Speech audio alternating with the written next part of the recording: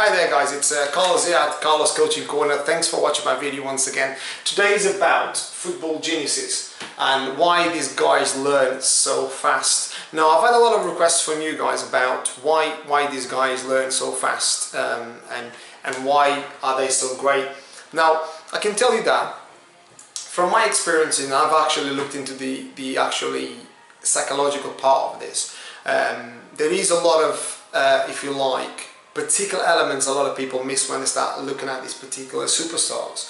And one of the elements people forget a lot of the times is how much time these guys particularly practice what they begin to be amazing at, if that makes any sense. So if you look at the two players, obviously, that in the last sort of 5 years they've kind of like stormed into the world of football, not just stormed into the world of football actually, but kind of became, if you like, superstars and the best in the world. Has been Cristiano Ronaldo and obviously Messi.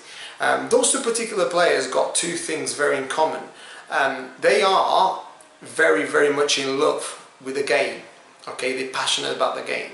Now, one thing that obviously was quite interesting hearing Jose Mourinho the other day saying when he coached Cristiano, he said the boy was in love with the game. So basically, you think to yourselves that, you know, if you want to be great at something, you must be in love with it, and you got to be passionate about it in order to become great.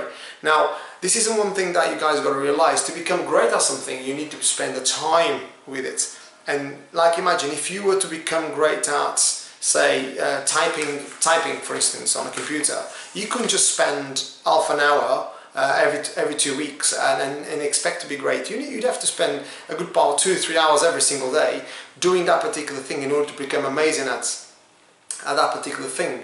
And that's what these guys do. These guys spend a lot of time doing what they love, which they are obsessed about, but they also practice a long amount of time. So if you look, I mean, I actually read a couple of books about this, and to be honest with you, I mean, someone like Cristiano, for instance, he would come training 1.5 hours before, and when everyone else has left, he was still training 1.5 hours after. Now that tells you, if you think to yourself, if they train 3 or 4 days a week, and he's doing that every single week, the amount of hours that he creates at the end of the year is a huge amount of time.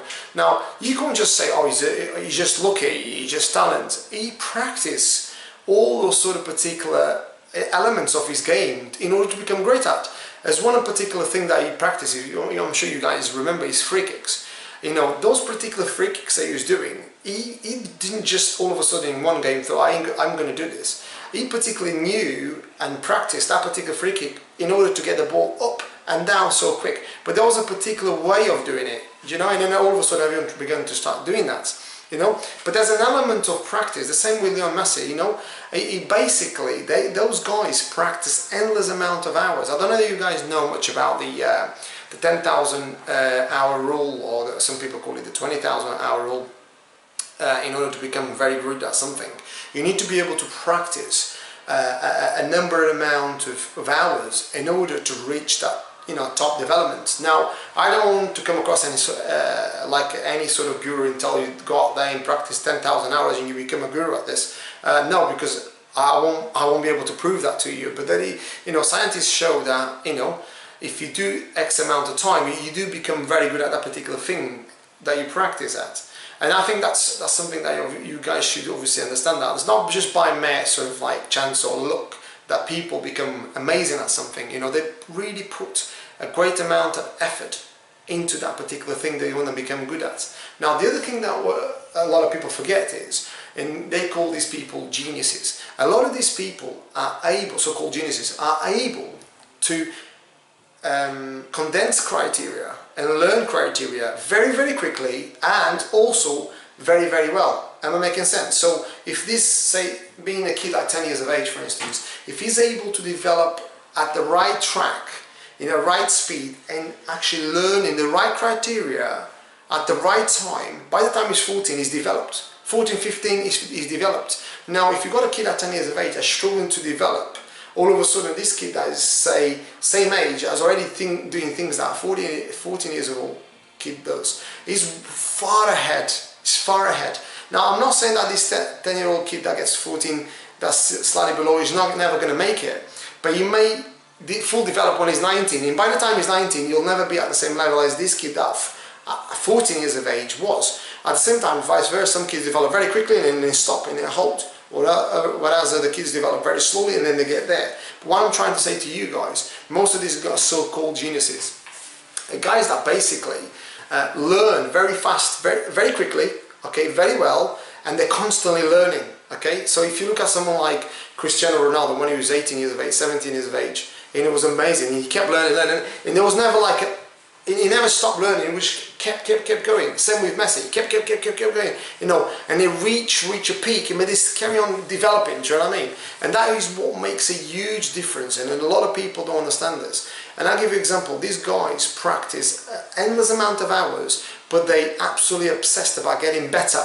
Okay, how much better can you get? But they are obsessed about getting better, and that's what makes the difference between the guys that are okay, the guys that are very good, and the guys that absolutely are on another level, which is obviously genius status. But let me tell you, geniuses, when you say genius, is a cheap word for hard work. And if you think to yourself, think just to yourselves that great players, not just football players, I'm not going to name the names now, but think to yourself if you want to do the research out there. There's sportsmen out there that became absolutely legendary people without even actually playing that sport when they were younger. They weren't very good at it, you know, and then now they call themselves, or not so much call themselves, people call them geniuses. So this kind of people are people that probably never played that kind of sport, ended up playing the sport eventually, and then became amazing at it because they fell in love with it at that time, but they developed quickly. Yeah, and that's the essence really. All I can say to you guys is not how much time you spend in a game, is how much time you spend learning in practicing the game. Because you could spend 20 years watching football or playing a bit of football and never really develop to any sort of level. Now you could spend two years or 2 months of football and become very good at someone that's been there for 20 years. Am I making sense? So it all depends how much time and how much criteria you want to get out of it, if that makes any sense. So I hope you guys got that one. I wanted just to obviously have a bit of a brief obviously video for you guys. There is a lot, I could go into a lot more depth about this particular element of geniuses and genius status and stuff like that, but it's a lot to do with not just hard work, but how fast you learn and how you apply this particular work, okay? So I hope you enjoyed that one, guys. Until next time, guys, it's Carlos here at Carlos Coaching Corner. Once again, inspiring you guys. Take care of yourselves now. Bye now.